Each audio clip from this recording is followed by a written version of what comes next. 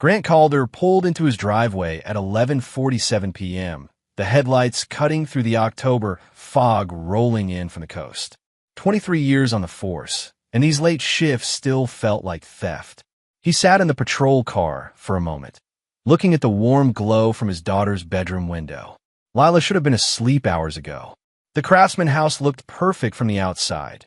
Blue shutters, Melinda's half-finished garden, the porch swing that creaked in coastal winds. But Grant felt the distance the moment he stepped through the front door. Melinda sat at the kitchen table grading papers, red pen moving across student artwork. She didn't look up. "Lila's still awake," Grant said, hanging his duty belt on the hook. "Nightmare again." Melinda's voice was flat. "She wanted to wait for you." Grant studied his wife's profile. When had those lines appeared around her eyes? When had they stopped talking about anything that mattered? "I'll check on her." "Grant." Melinda finally looked at him. "This can't continue. Your hours. How it's affecting her. We'll talk tomorrow. I promised her I'd be home more." "You always promised that." The words hung between them like smoke. Grant wanted to argue, to explain about staffing shortages and community needs. Instead, he climbed the stairs. Lila's door was cracked open. She lay clutching her stuffed elephant, eyes wide in the nightlight's dim glow. "Hey, kiddo." Grant sat on her bed's edge. "Another bad dream?" Lila nodded but stayed silent. At 8, she had Melinda's dark hair and his serious gray eyes. Too serious for a child. "Want to tell me about it?" "There was a monster that looked like a person." Grant smoothed her hair back. "Monsters aren't real, sweetheart." "I know." Her grip on the elephant tightened. "Tomorrow's Saturday. Beach day, just you and me. That sand castle you've been planning." Lila's face brightened briefly. "Really? You won't have to work." "Really? I promise." Grant kissed her forehead and tucked the blanket around her. Sweet dreams. Downstairs, Melinda had moved to the couch, still grating. "She seems calmer," Grant said. "The nightmares are getting worse." Melinda set down her pen. "I think it's because you're never here." "That's not fair, isn't it? When did you last have dinner with us?" "Help with homework." Grant felt the familiar weight in his chest. She was right. "I'm trying for detective. A few more months." "You've said that for 2 years." They stared at each other across their small living room. The silence stretched until Grant couldn't bear it. "I'm going to bed." "Grant." Melinda's voice softened.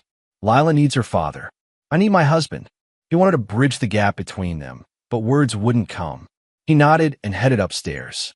In bed, Grant listened to Melinda moving through their evening routine. Lights off, doors locked, the weight of distance settling between them like an ocean. Saturday morning brought redemption.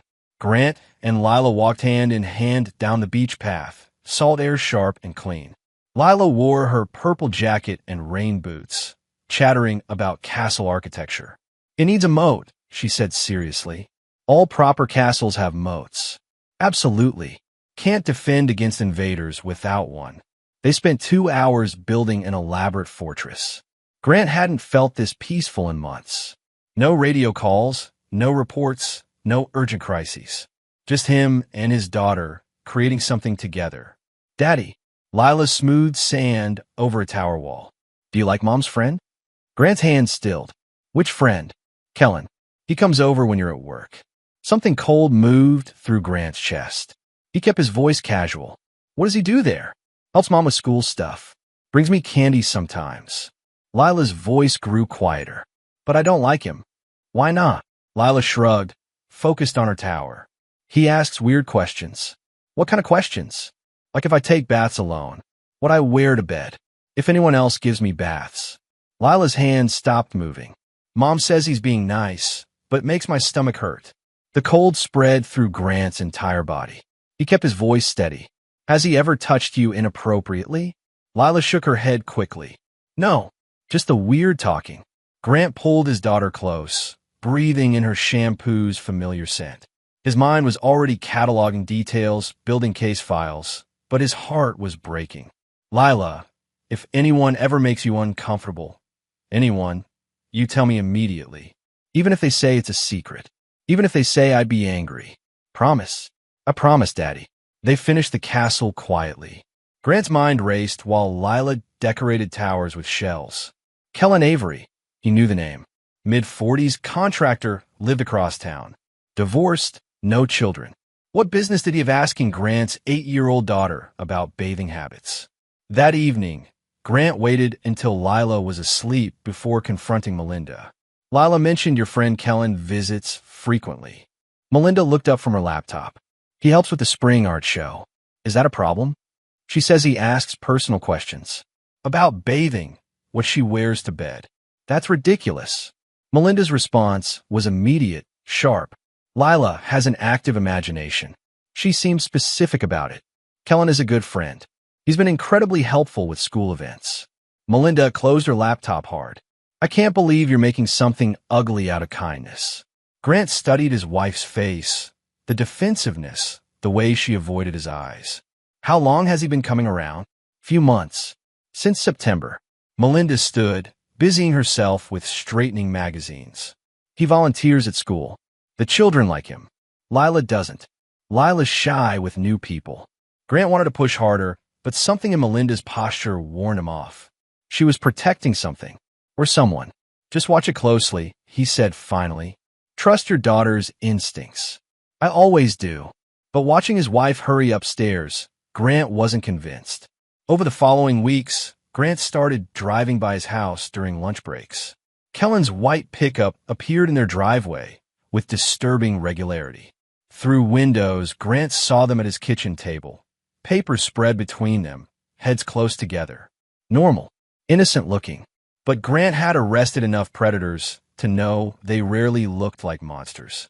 One afternoon, as Kellen left the house, he waved at Grant's patrol car like they were old friends. Grant didn't wave back. That night, tucking Lila into bed, Grant sat longer than usual. How was school today? Good. We're making Thanksgiving turkeys. Lila yawned. Mom's friend was there again. Grant's pulse quickened. At school. In art class.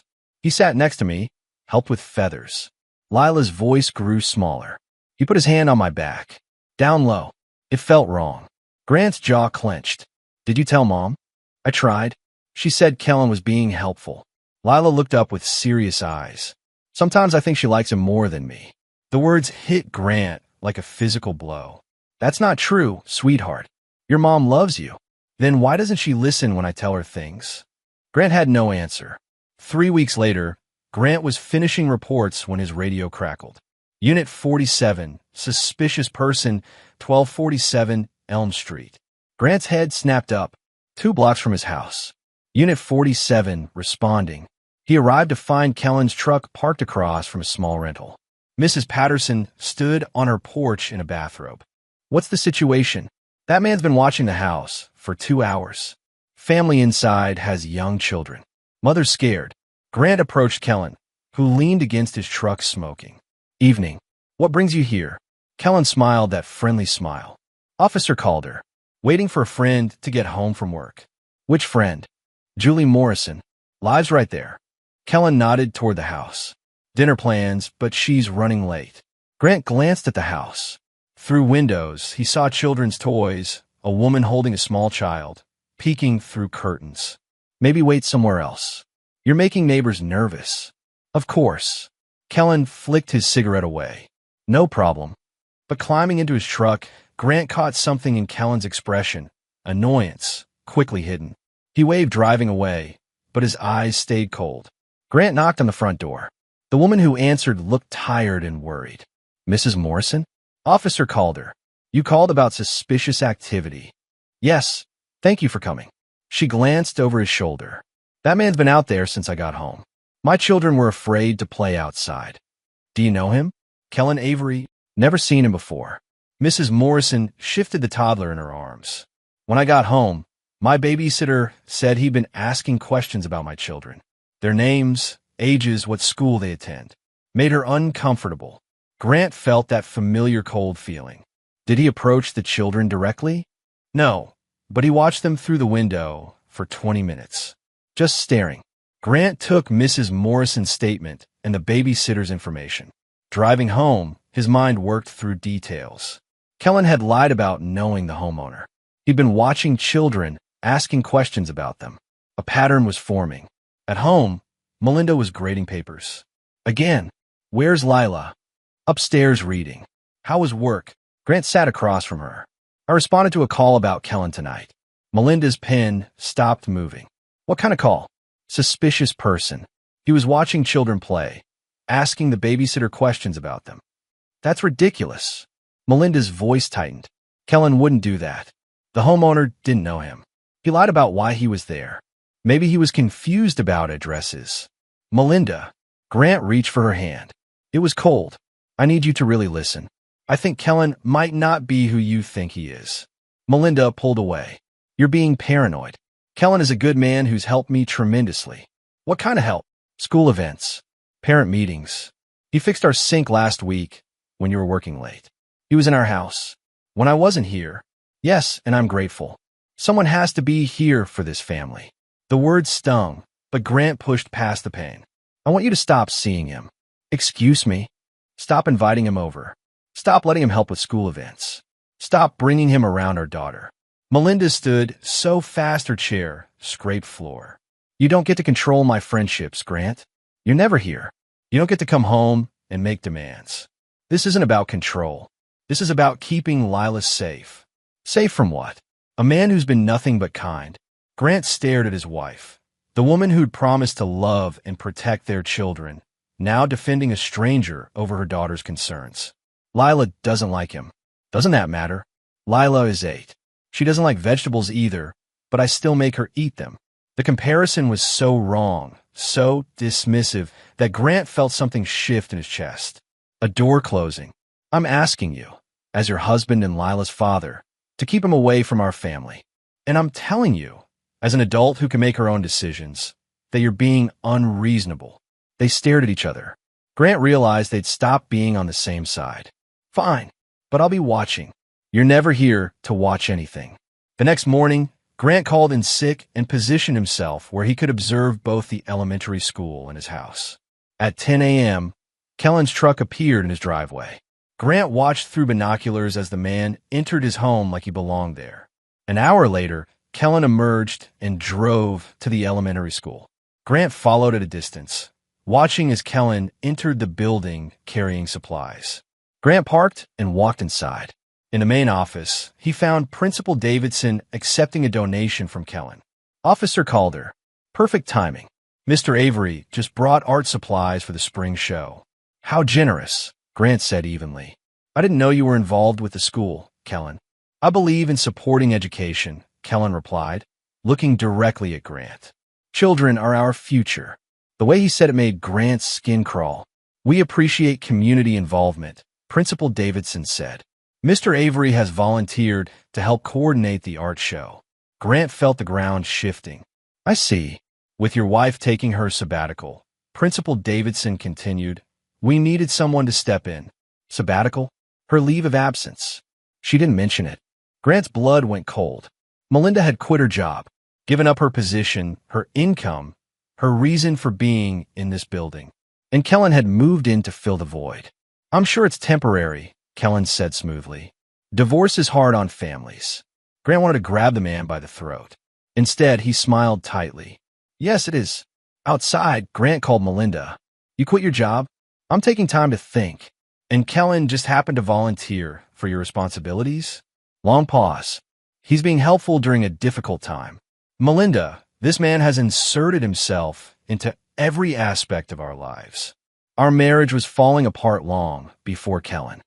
But he's made sure it can't be repaired. You're being paranoid. Am I? Or am I seeing clearly for the first time?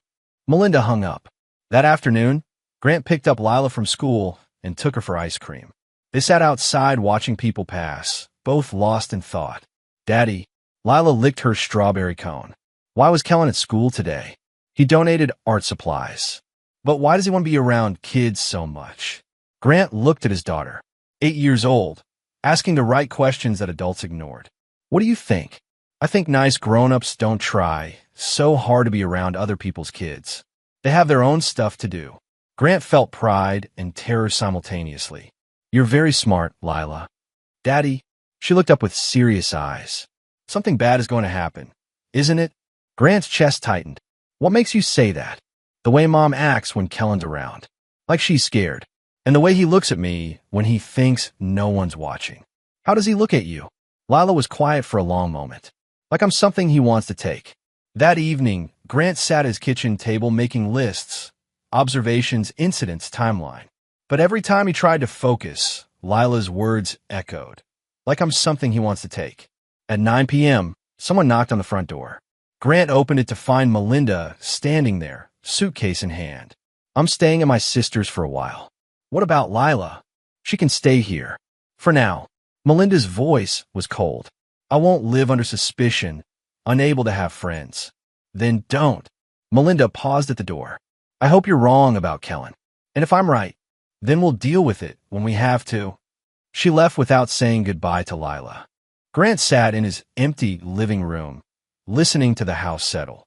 Upstairs, his daughter slept, unaware her world had shifted. But she was safe. For now. The next morning, Grant made breakfast and tried to explain why Mommy wasn't there. She needed time to think about grown-up things. Lila poked at her pancakes. Is it because I said bad things about Kellen? Grant knelt beside her chair. No, sweetheart. This has nothing to do with you. Sometimes adults disagree about important things. But even as he said it, Grant knew it wasn't entirely true. That afternoon, while Lila was at school, Grant called Child Protective Services. I need to report suspected child abuse. Are you the parent? I'm a father, and I'm a police officer. Pause. Officer Calder, you'll need to come in tomorrow morning. Grant spent the evening organizing his notes, observations, timeline. It wasn't much, but it was something. The CPS office smelled like disinfectant and broken dreams. Janet Reeves was a heavy woman with kind eyes and firm handshake. Tell me what's going on, Officer Calder. Grant laid out everything. Lila's complaints, inappropriate questions, positioning himself in their lives. He showed notes, timeline, background information. Janet listened without interrupting. Has there been physical contact? Nothing. Lila's reported directly. But yesterday, Grant's voice caught.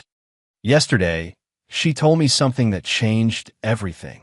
What did she say? Grant took a breath. She said, Daddy, Mom's friend hurt me. Janet's pen stopped moving. Those were her exact words? Yes. Did you ask for details? She said he touched her in ways that felt wrong. That he told her was their special secret. Janet set down her pen. Officer Calder, that's a serious allegation. We'll need to interview your daughter immediately. There's something else. Grant leaned forward. My wife knows. When I confronted her, her face told me everything. She knows what he is, and she's choosing to protect him. We'll need to speak with both parents present. My wife moved out last night. She's protecting him over our daughter. Janet was quiet for a long moment. We'll start an investigation immediately. But Officer Calder, you need to understand, this is going to get complicated quickly. Grant left CPS feeling cautiously hopeful. Finally, someone was listening. That hope died the next morning when Captain Rodriguez called him into his office. Grant, we have a problem. What kind of problem? I've been ordered to remove you from active duty. Administrative leave, effective immediately. Grant's stomach dropped. On what grounds? Conflict of interest. You've made allegations against a civilian involving your own family. Higher-ups are concerned about your objectivity. Captain, I have legitimate concerns. Grant, Rodriguez held up his hand. I've known you 5 years. You're a good cop, but you're going through a custody dispute, and that clouds judgment. You think I'm making this up? I think you're a father trying to protect his daughter. Sometimes that makes men see threats that aren't there. Grant stared at his captain. Another system failing him. So, I'm supposed to do nothing? Let CPS handle it. You're supposed to step back and let proper authorities investigate. Grant stood slowly. And if you're wrong? If something happens to my daughter while I'm being objective? Rodriguez didn't answer. Grant walked out of the police station without his badge or gun, carrying only his certainty that everyone was wrong. Everyone except him. That evening, Grant called his sister Tessa. Grant? What's wrong? I need help. Tessa listened as Grant explained everything. When he finished, there was long silence. Jesus, Grant. You really think this guy? I know what he is. What do you need? Lila could use some time away from all this. Maybe stay with you while I handle things. Of course. When? Tonight, if possible. I think things are about to get worse before they get better. I'll be there in an hour. As Grant packed Lila's bag, she watched from her bed. Am I in trouble, Daddy? No, sweetheart. You're going to stay with Aunt Tessa for a while. Because of what I told you? About Kellen hurting me? Grant sat on her bed. You did the right thing telling me. You're very brave. Will you stop him? Grant looked at his daughter, 8 years old and already learning the world wasn't safe. Yes, I promise you that. Tessa arrived an hour later. She hugged Grant tightly in the driveway. You've spent your life protecting strangers, she said quietly. Maybe it's time to protect your own, in your own way. As they drove away, Grant felt something harden inside his chest. The system had failed. His wife had betrayed them. The department had abandoned him. He was done playing by rules that protected predators. He was preparing for war. The phone call came 3 days later while Grant was making breakfast for himself in his empty house. Detective Morrison's voice was carefully neutral. Grant, thought you should know. Your friend Kellen Avery left town yesterday. Grant's coffee mug stopped halfway to his lips. What do you mean, left town? Packed up, moved out. Neighbors say he was gone before dawn. Left no forwarding address. Grant felt the walls closing in. Any charges filed? Nothing official. CPS is still investigating, but without the subject present. Morrison's voice trailed off. So he just disappears? That's it. Grant, I know this is frustrating. Grant hung up and immediately called Janet Reeves at CPS. Ms. Reeves, I just heard Kellen Avery left town. Yes, we're aware. Unfortunately, without his cooperation, our investigation becomes much more difficult. You're just going to let him go? Mr. Calder, we can't force someone to remain in a jurisdiction during an investigation unless charges have been filed. And frankly, without more concrete evidence. My daughter's testimony isn't concrete enough. Your daughter's statements raise concerns, but they weren't specific enough to warrant criminal charges. I'm sorry. Grant stared out his kitchen window at the empty driveway where Kellen's truck used to park. No charges. No record. Just gone. The system had let a predator walk away clean. That afternoon, Grant drove to Tessa's house to check on Lila. He found her in the backyard with her cousin Jake, building a fort out of cardboard boxes. She looked up when he approached, and Grant saw something he hadn't seen in months. She looked relaxed. Hi, Daddy. Look what we made. That's impressive architecture. Grant knelt beside the fort. How are you feeling, sweetheart? Better. Aunt Tessa says the bad man went away. That's right. He's gone. Lila studied his face with those serious gray eyes. But you're still worried? Grant was constantly amazed by his daughter's perceptiveness. I want to make sure he can't hurt any other children. Is that why you look angry all the time now? From the porch, Tessa called out. Lila, why don't you and Jake finish your fort? I need to talk to Uncle Grant. They walked to the front yard, out of earshot from the children. She's doing better, Tessa said. Sleeping through the night, eating normally. But she asks about you constantly. What kind of questions? Whether you're safe. Whether you're taking care of yourself. She's worried about you, Grant. Grant rubbed his face. He hadn't been sleeping much, spending most nights researching Kellen Avery online, trying to track his movements. I found some information about his previous addresses. I think I need to do some traveling. Grant, I know what you're going to say, but I can't just let this go. He's out there somewhere, and he's going to do this to another family. Tessa was quiet for a moment. What about Lila? She's safe here with you. I arranged for her to start therapy with Dr. Hannah Ortiz next week. How long will you be gone? As long as it takes. Tessa grabbed his arm. Promise me you won't do anything stupid. I'm just gathering information. Grant, promise me. He looked at his sister, the woman who'd stepped in to care for his daughter when everyone else had failed them. I promise. But even as he said it, Grant wasn't sure what promises he could keep anymore. The next morning, Grant loaded his truck with a cooler, road atlas, and a folder containing everything he'd compiled about Kellen Avery. Property records showed the man had lived in 4 different towns over the past 10 years, always moving quietly, always leaving no forwarding address. Grant's first stop was Millfield, 2 counties east. Kellen had lived there from 2020 to 2022. The drive took 3 hours through mountain roads and small farming communities. The Millfield Sheriff's Department was housed in a brick building that looked unchanged since the 1960s. Sheriff Barnes was a man about Grant's age with suspicious eyes and calloused hands. "Officer Calder, what brings you to our territory?" Grant kept his explanation vague. "Routine background check on someone applying for a position involving children." Sheriff Barnes leaned back in his chair. "Kellen Avery. Yeah, I remember him. Any problems during his time here?" Sheriff Barnes was quiet for a long moment. Nothing that stuck, but there were whispers. What kind of whispers? He worked as a handyman, did jobs for a lot of single mothers. Always helpful, always friendly. But some of the kids seemed uncomfortable around him. Grant's pulse quickened. Did anyone file complaints? One mother did. Said her 6-year-old daughter claimed Avery had touched her during a bathroom repair. But when we investigated, Barnes shrugged. Kid's story kept changing. Mother eventually dropped it. What happened to Avery? Left town about 8 months later. Said he got a better job, offer somewhere else. Grant felt pieces clicking into place. Do you remember the mother's name? Linda Hartley. Still lives here, far as I know. Grant found Linda Hartley working at a diner on the edge of town. She was a thin woman with tired eyes and nervous movements. Someone who'd learned to be wary of strangers asking questions. When Grant introduced himself and explained why he was there, her face went pale. Why are you asking about him? He was living in my town, around children. Linda set down a coffee pot with shaking hands. I should have pushed harder. Should have made them listen. What happened? Emma was 6. I was working 2 jobs, barely keeping up. My bathroom sink was broken, and Kellen offered to fix it cheap. Linda's voice dropped to a whisper. When I got home from work, Emma was acting strange. Scared, clingy. What did she tell you? That the man had played special games with her. That he'd touched her in places that weren't okay. Told her it was their secret. Linda wiped her eyes.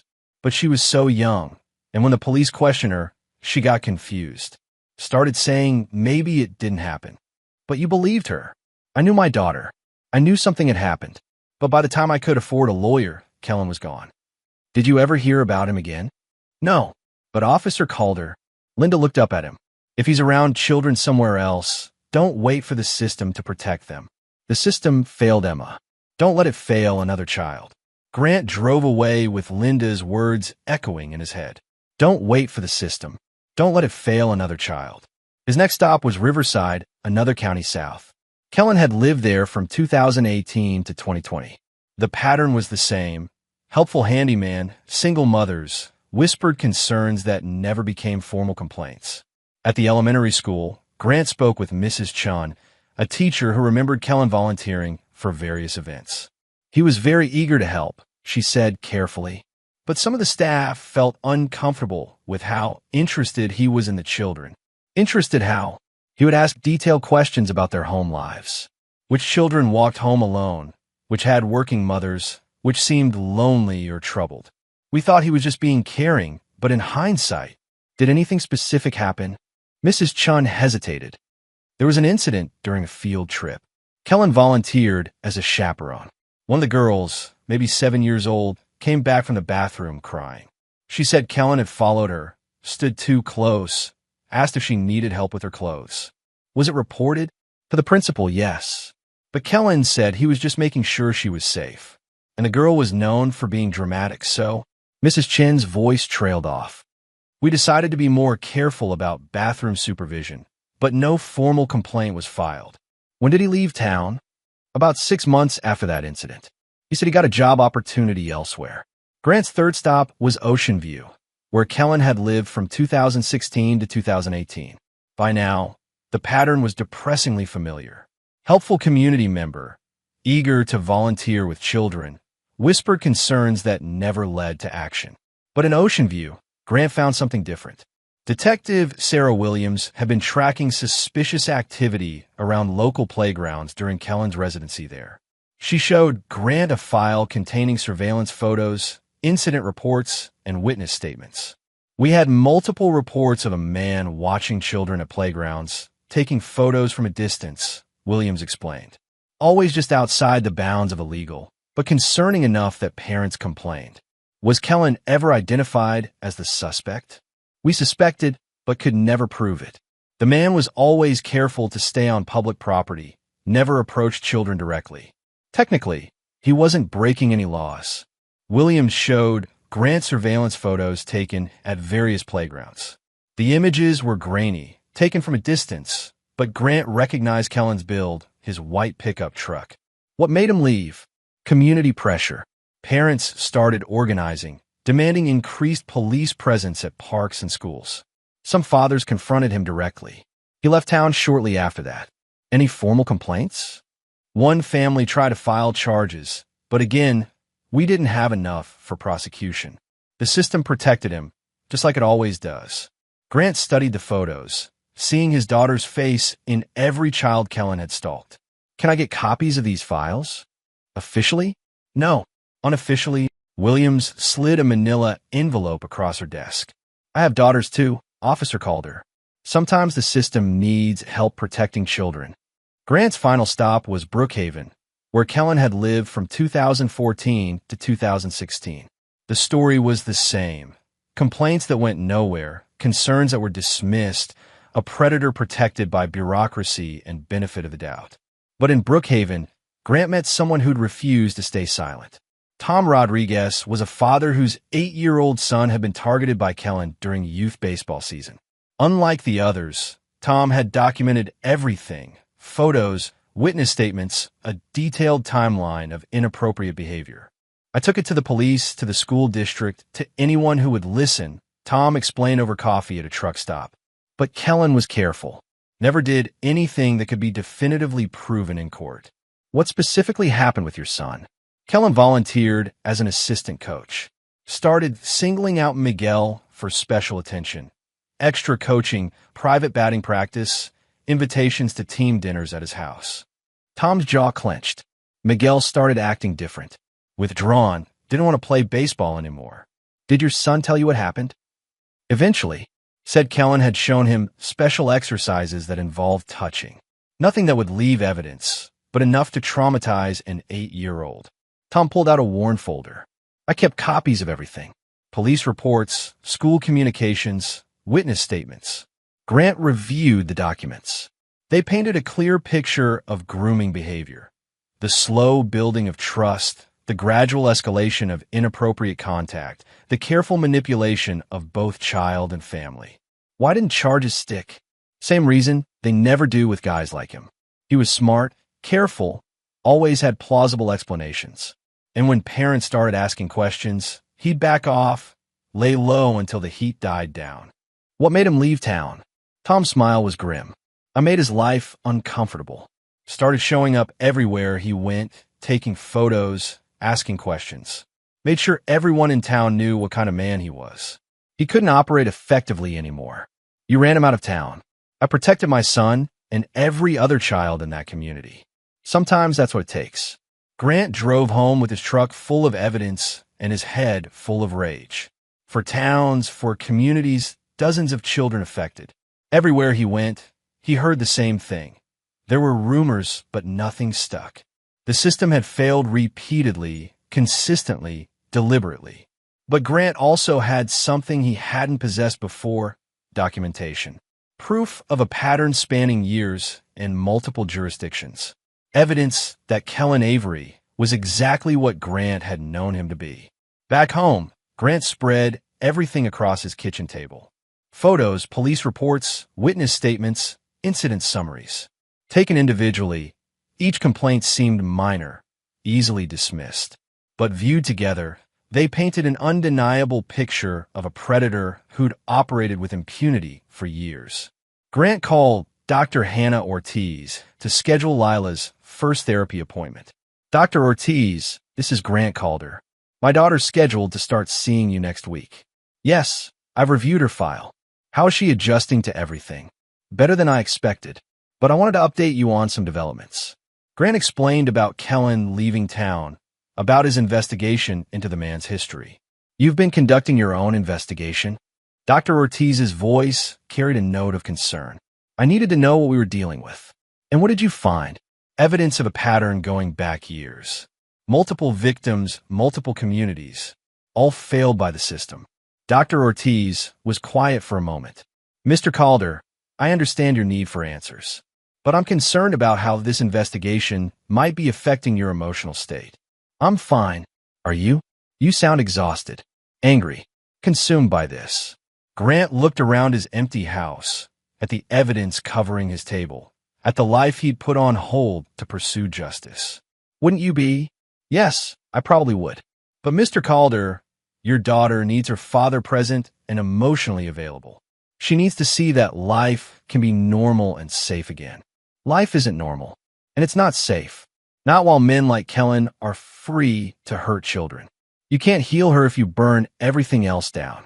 The words hit Grant like a physical blow. What's that supposed to mean? It means that sometimes the pursuit of justice becomes its own form of damage. Your daughter has been through trauma. She needs stability, routine, a father who can help her move forward rather than staying trapped in the past. Grant wanted to argue, to explain that moving forward was impossible while Kellen was free. But something in Dr. Ortiz's voice made him pause. Are you saying I should just forget about this? I'm saying you need to decide what kind of father you want to be. One who teaches his daughter that healing is possible, or one who teaches her that some wounds never close. That night, Grant called Tessa. How's she doing? Good. We had a tea party this afternoon with all her stuffed animals. She laughed until she got hiccups. Tessa paused. When are you coming to see her? Soon. I've been following up on some things. Grant, you've been gone 2 weeks. She misses you. I miss her too. But this is important. More important than being her father. The question hung between them. Grant stared at the evidence spread across his table. Proof of crimes, documentation of failures, a roadmap to justice. I'm doing this for her. Are you? Or are you doing this for you? Before Grant could answer, Tessa continued. She asked me yesterday why you weren't coming home. I didn't know what to tell her. Grant closed his eyes. What did you say? I said you were working to keep her safe. But Grant, she already feels safe. She's sleeping through the night, playing with Jake, acting like a normal kid again. The only time she gets upset is when she talks about you. What do you mean? She's worried you're turning into someone angry and scary. She's afraid you won't want to be her daddy anymore if you can't catch the bad man. Grant felt his world tilt. In his pursuit of justice for his daughter, he was losing his daughter. I'll come see her tomorrow. Good. And Grant, maybe it's time to let the professionals handle this. The professionals have been handling it for years. Look how that worked out. After hanging up, Grant sat in his empty house, surrounded by evidence of institutional failure. Every document, every photo, every witness statement told the same story. The system protected predators while failing victims. But Tessa was right about one thing. Lila needed her father more than she needed justice. Grant was still wrestling with that contradiction when his phone rang at 11 p.m. The caller ID showed Melinda's number. Grant, we need to talk. About what? About the divorce papers you had served to me today. Grant had almost forgotten.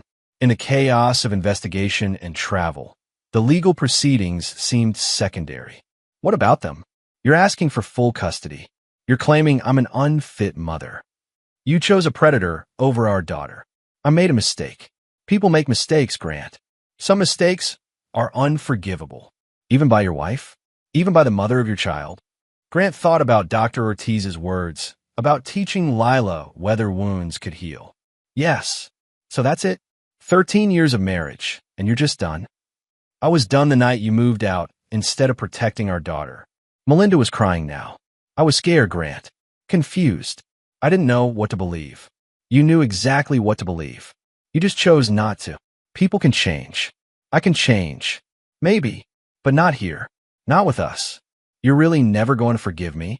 Grant looked at the evidence covering his table, thought about Kellen disappearing without consequences, remembered his daughter asking why people didn't listen when she tried to tell them things. Forgiveness isn't peace, Melinda.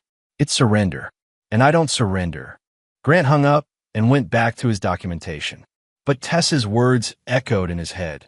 She's worried you're turning into someone angry and scary. Maybe Dr. Ortiz was right. Maybe his pursuit of justice was becoming its own form of damage. But Grant couldn't let it go. Not when Kellen was out there, free to hurt other children. 2 months later, Grant's investigation had expanded to include 6 different jurisdictions. He'd documented a clear pattern of predatory behavior spanning over a decade. He'd collected witness statements, police reports, and photographic evidence that painted an undeniable picture. But he was no closer to justice than when he'd started. Kellen had effectively disappeared. No forwarding address, no job applications, no credit card activity that could be tracked. It was as if he'd simply vanished. Grant was sitting at his kitchen table, reviewing files for the 100th time, when his phone rang. The caller ID showed a number he didn't recognize. Grant called her. "Officer Calder? This is Jared Pike. We went to high school together." Grant remembered Jared, good guy, had become a paramedic after graduation. They'd stayed in loose touch over the years. "Jared, good to hear from you. What's going on? I heard through the grapevine that you might be looking for information about Kellen Avery." Grant's pulse quickened. "What kind of information?" "I picked up a part-time job doing maintenance at a storage facility on Industrial Road. Pays cash, helps with the bills. Anyway, we had a unit that went into default about a month ago. Owner stopped paying, stopped responding calls." "Okay." The unit was registered to Kellen Avery. Grant felt everything stop. "Are you sure?" "Positive. Manager was talking about cleaning it out, throwing everything away. But I thought you might want to know first. When is the cleanup scheduled?" "Tomorrow morning. Early. You know, if someone happened to be nearby when they were throwing stuff in the dumpster, that stuff would technically be abandoned property." Grant understood. "Jared, I owe you. You don't owe me anything. Just be careful, man. Whatever you're dealing with, be smart about it." "I will." The next morning, Grant positioned himself across from the storage facility before dawn. At 7 a.m., the manager arrived with a truck and started loading boxes from Unit 247 into a dumpster behind the building. Grant waited until the manager went inside for coffee before approaching the dumpster. The first box contained financial records and normal paperwork. The second box made Grant's blood run cold. Photographs. Hundreds of them. Children at playgrounds, walking to school, playing in yards. Some taken from a distance with telephoto lenses. Others taken much closer through windows from hiding spots. Grant recognized faces, children from his town, kids from all the communities where Kellen had lived, including photos of Lila taken through their kitchen window at the playground, walking home from school. Underneath the photos were letters. Not sent letters, but drafts, practice runs, fantasies written in careful handwriting. Detailed descriptions of what the writer wanted to do to specific children. Plans for gaining access, building trust, creating opportunities. At the bottom of the box, Grant found a journal. Months of entries documenting surveillance, noting patterns, recording which children were vulnerable. But the most damning evidence was in the third box. Business correspondence. Official letterhead. Letters between Kellen and people Grant recognized. Dr. Richard Stern, the district superintendent, had written thanking Kellen for his discretion regarding past misunderstandings. The school board's attorney, Jennifer Walsh, had sent assurances that certain records would remain sealed as long as Kellen maintained his cooperative attitude. Principal Davidson had written to confirm that Kellen's volunteer status would be protected despite unfounded allegations. They knew. All of them knew exactly what Kellen was, and they'd made deals to protect him. Silence in exchange for access to children. Grant photographed every document, every letter, every piece of evidence. Then he carefully returned everything to the boxes and climbed out of the dumpster. The system hadn't just failed to protect children. The system had actively protected their predator. Grant drove home with hands shaking from rage and evidence that could destroy everyone involved. He'd found the proof he needed, not just of Kellen's crimes, but of the conspiracy that had enabled them. For the first time since this nightmare began, Grant felt hope. Justice might finally be possible. Grant spent the weekend studying every document, every photograph, every piece of correspondence he'd retrieved from the storage unit. Spread across his kitchen table was evidence of not just one predator's crimes, but an entire system designed to protect him. The corruption ran deeper than Grant had imagined. School board members, district administrators, legal counsel, all complicit in covering up complaints and enabling access to children. They'd traded children's safety for institutional reputation. By Monday morning, Grant knew what he had to do. He called in sick to his security job and spent the day researching investigative journalists in the region. One name kept appearing in articles about institutional corruption and cover-ups: Kara Monroe. Monroe worked for the Portland Tribune and had built her reputation exposing stories others were afraid to touch. Political scandals, police misconduct, corporate malfeasance. She'd covered them all with thorough reporting and fearless determination. Grant found her contact information and sent a brief email. Ms. Monroe, I have documentation of systematic cover-up involving child predator and multiple school district officials. Evidence includes correspondence between predator and administrators, photographic surveillance of children, and pattern of complaints being buried. Story involves multiple jurisdictions over decade-long period. If interested, respond to this email. All communication must remain anonymous. A concerned citizen. Monroe responded within 2 hours. Concerned citizen. I'm interested. Can you meet tomorrow at 2 p.m.? Bean Their Coffee, downtown Portland. Come alone and bring documentation. K. Monroe. Grant spent that evening organizing the evidence into a coherent narrative. Timeline of Kellen's residencies, documentation from each community, correspondence with school officials, photographic evidence of surveillance. By the time he finished, he had a file 3 inches thick. The next afternoon, Grant drove to Portland carrying a messenger bag containing copies of everything. Bean Their Coffee was a small place with mismatched furniture and the kind of atmosphere that encouraged quiet conversation. Kara Monroe was easy to spot. A woman in her late 30s with intelligent eyes and the focused demeanor of someone accustomed to asking hard questions. Grant approached her table. Ms. Monroe. She looked up from her laptop. You must be my concerned citizen. Have a seat. Grant sat across from her, placing the messenger bag between them. Everything you need is in here. Monroe studied his face. Before we start, I need to know who you are and why you're bringing me this. I'm a police officer. My daughter was targeted by the subject of these documents. And you can't go through official channels because the official channels are part of the problem. Monroe nodded. Show me what you have. Grant opened the bag and began laying out documents.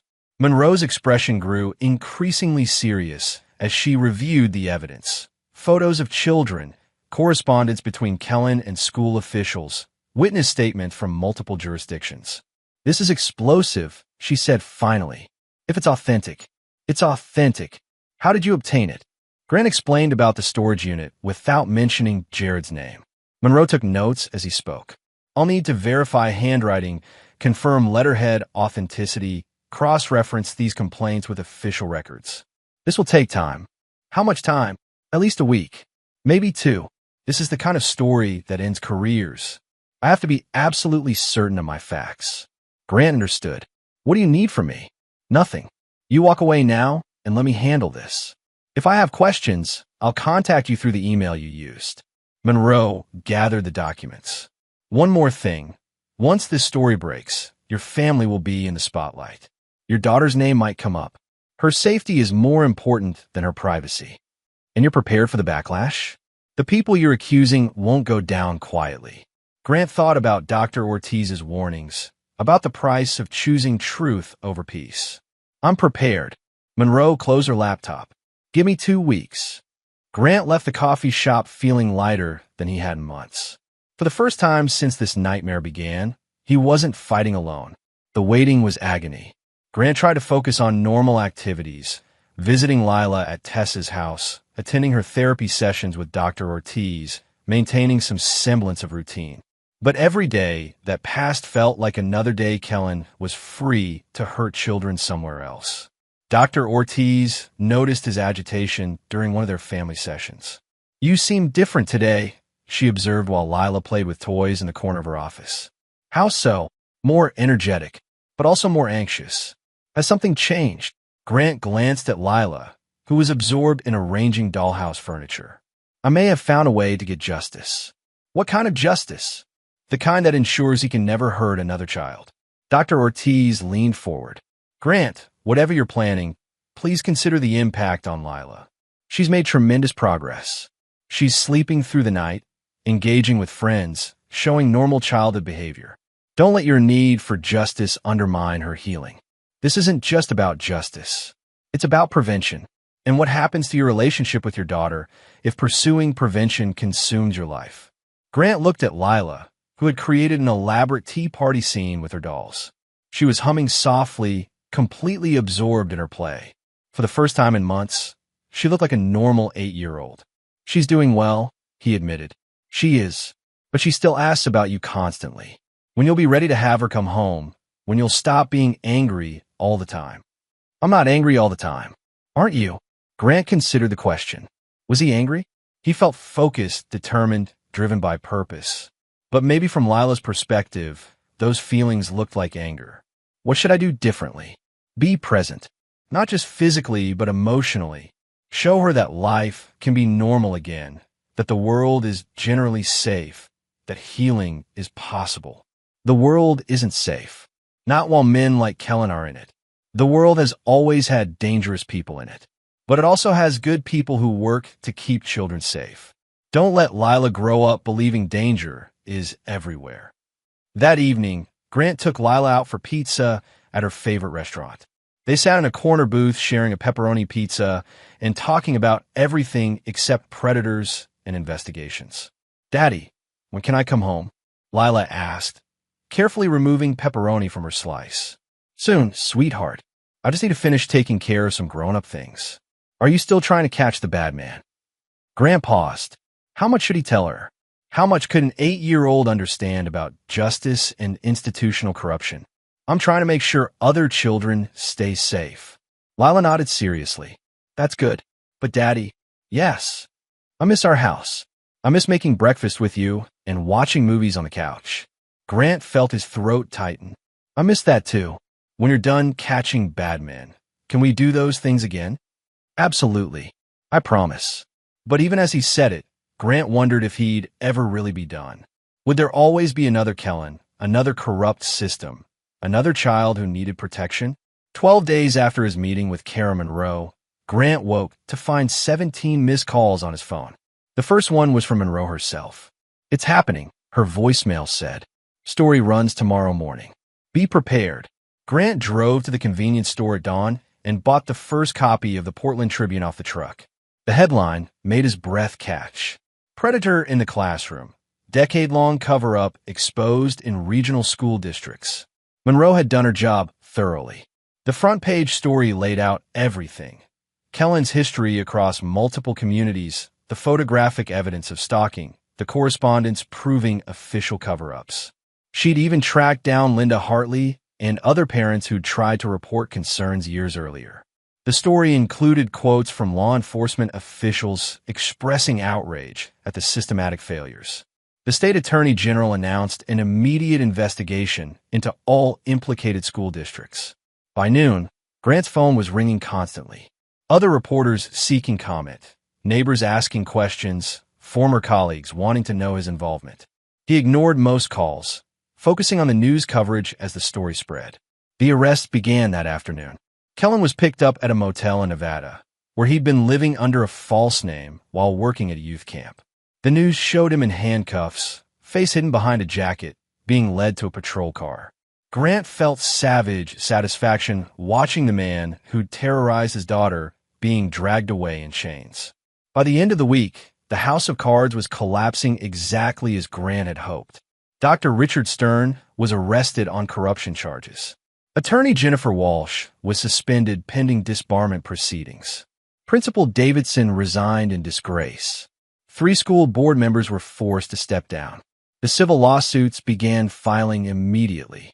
Families from across the region came forward with their own stories of complaints ignored, concerns dismissed, predators protected. Grant watched it all unfold from his empty house, feeling vindicated and exhausted simultaneously. The truth was finally out. Justice was being served, but he felt no peace. Wednesday evening, someone knocked on Grant's front door.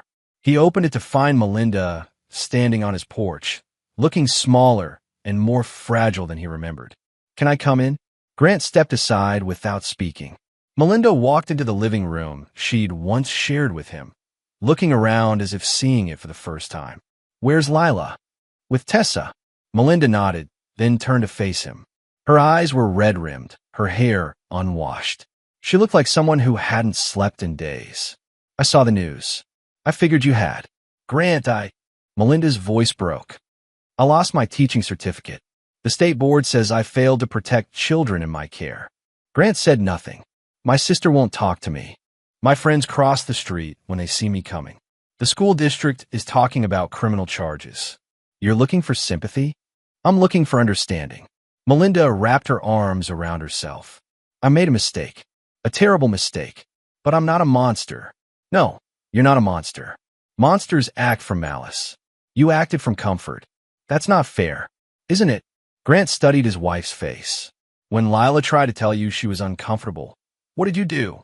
I thought she was being dramatic. When I expressed concerns about Kellen, what did you do? I thought you were being paranoid. When our daughter said, Mom's friend hurt me, what did you do? Melinda's face crumpled. I was scared. I didn't know what to believe. You knew exactly what to believe. You chose not to because acknowledging the truth would have been uncomfortable. They stood in the living room where they'd once planned their future, where they'd brought Lila home from the hospital, where they'd celebrated birthdays and anniversaries and all the small moments that make a marriage. I want to come home, Melinda whispered. I want to try to fix this. Grant looked at the woman he'd once loved, the woman who'd betrayed their daughter's safety for the convenience of denial. No, Grant, please. I know I made mistakes, but people can change. I can change. Maybe you can, but not here. Not with us. She's my daughter too.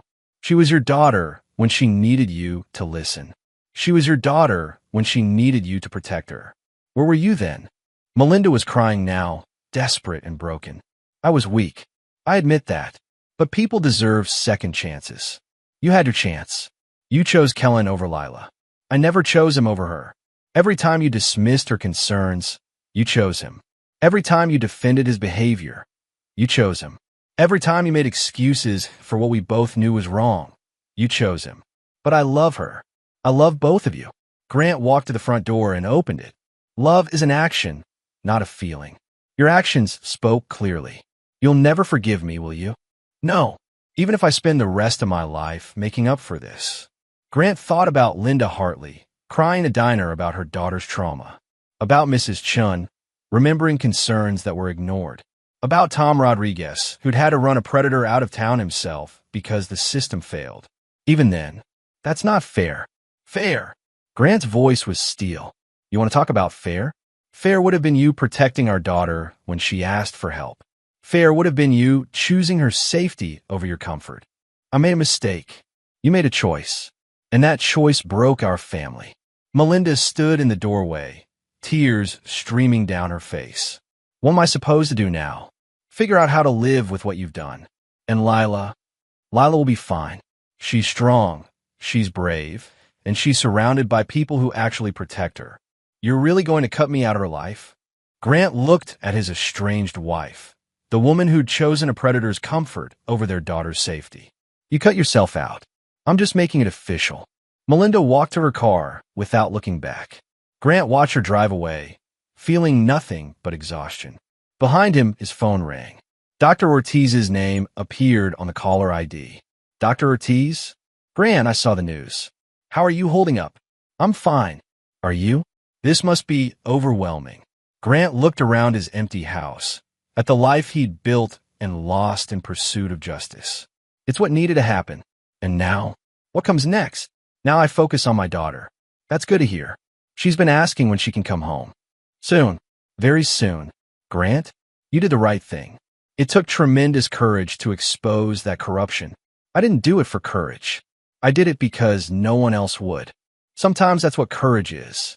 3 months later, Grant stood in the kitchen of their new rental house, making pancakes while Lila set the table. It was smaller than their old house, but it felt cleaner somehow, free of memories and associations that brought pain. The legal proceedings were ongoing. Kellen had been charged with multiple felonies across several jurisdictions.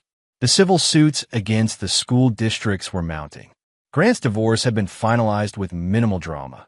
Melinda had agreed to supervised visitation in exchange for Grant not seeking additional criminal charges.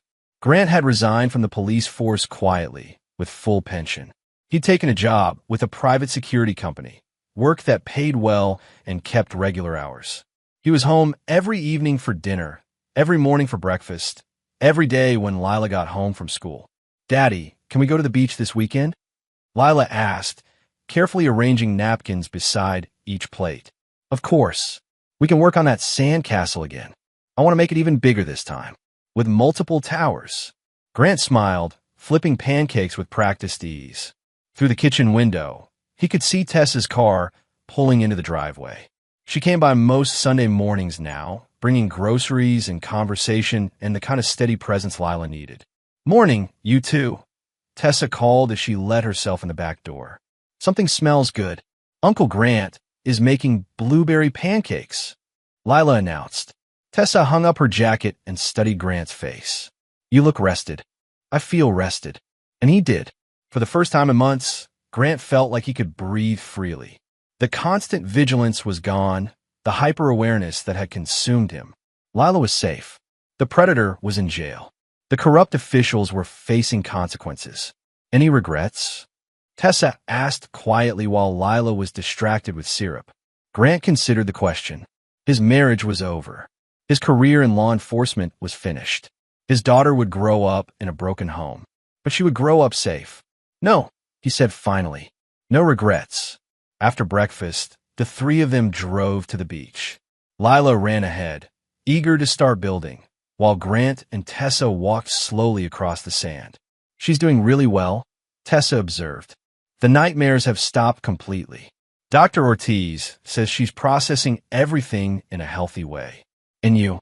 Grant watched his daughter dig enthusiastically in the sand, her purple jacket bright against the gray morning sky. She was laughing, chattering to herself about moats and drawbridges and architectural improvements. "I'm learning to live with it." "With what?" "With the knowledge that some people don't deserve forgiveness." Tessa was quiet for a moment. "Is that healthy?" "It's honest." They reached the spot where Lila was building, and Grant knelt in the sand beside his daughter. She looked up at him with bright eyes, completely absorbed in her construction project. "This one's going to be the best castle ever," she declared. "I believe it." Grant helped her pack sand into towers, dig trenches for the moat, collect shells for decoration.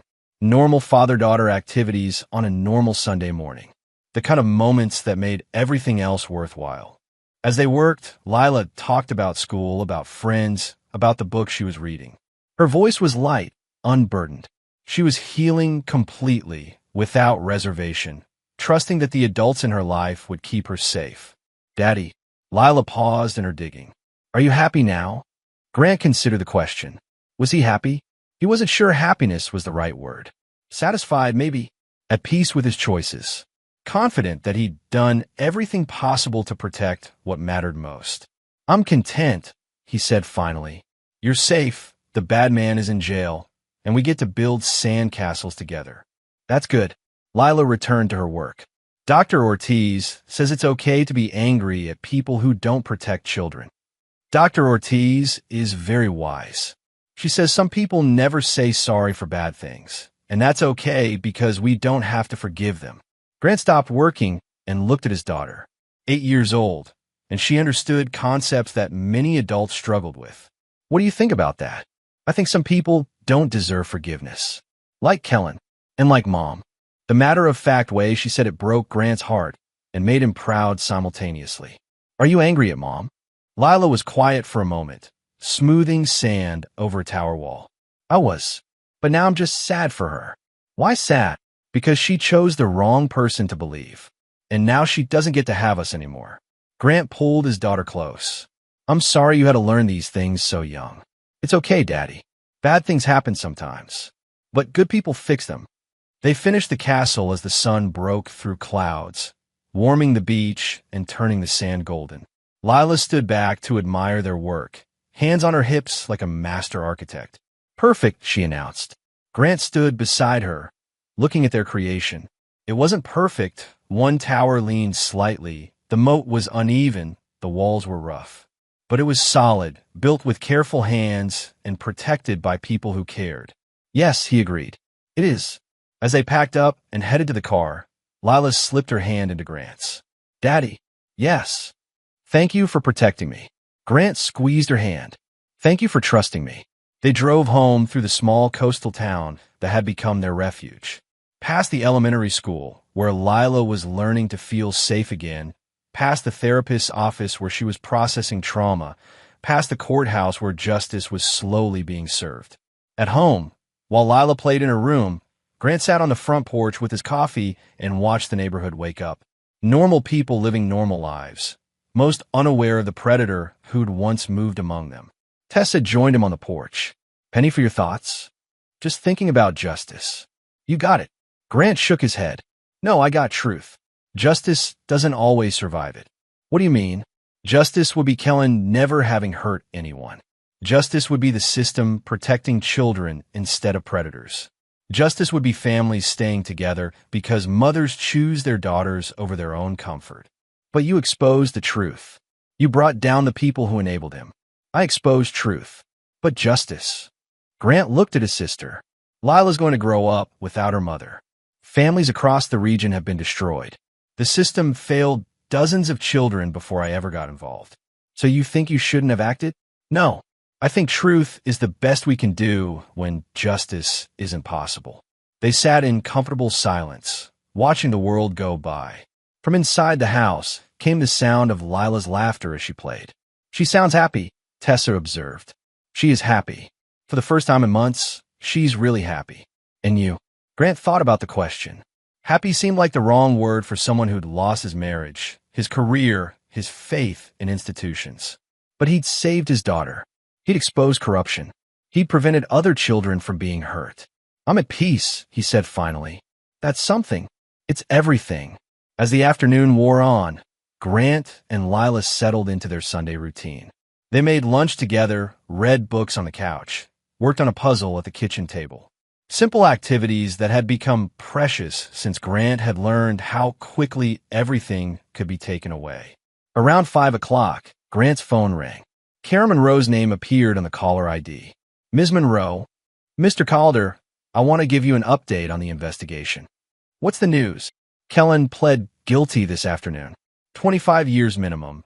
No possibility of parole for 15. Grant felt something loosen in his chest. And the others?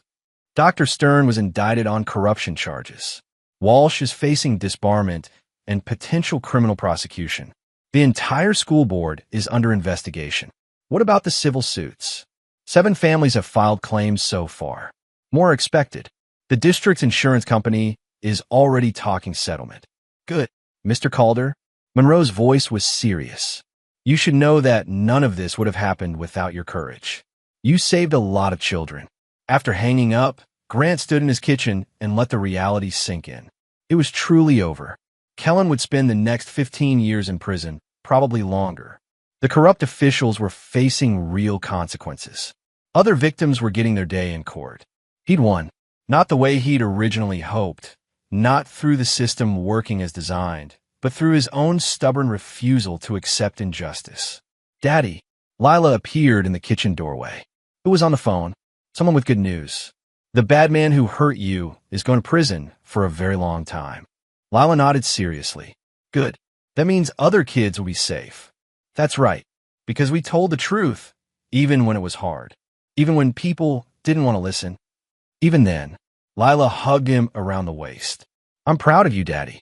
Grant held his daughter close, feeling the weight of responsibility and love that came with being her protector. He thought about all the decisions that had led them here, all the bridges he'd burned and lines he'd crossed. He regretted none of it. I'm proud of you too, sweetheart. You were very brave. We both were. That evening, after Lila was in bed, Grant sat on his front porch and looked out at the quiet street. Tomorrow would bring new challenges. Work, single parenting, the ongoing legal proceedings. But tonight, for the first time in months, he felt truly at peace. His daughter was safe. The truth was out. Justice had been served, or at least the closest approximation of justice that was possible in an imperfect world. It wasn't the ending he'd imagined when he first married Melinda and dreamed of a perfect family. But it was the ending they'd earned through courage and determination and an unwillingness to accept the unacceptable. Grant Calder had learned that sometimes the only way to protect what you love is to destroy what threatens it. Sometimes the only way to find peace is to refuse forgiveness to those who don't deserve it. And sometimes that's enough.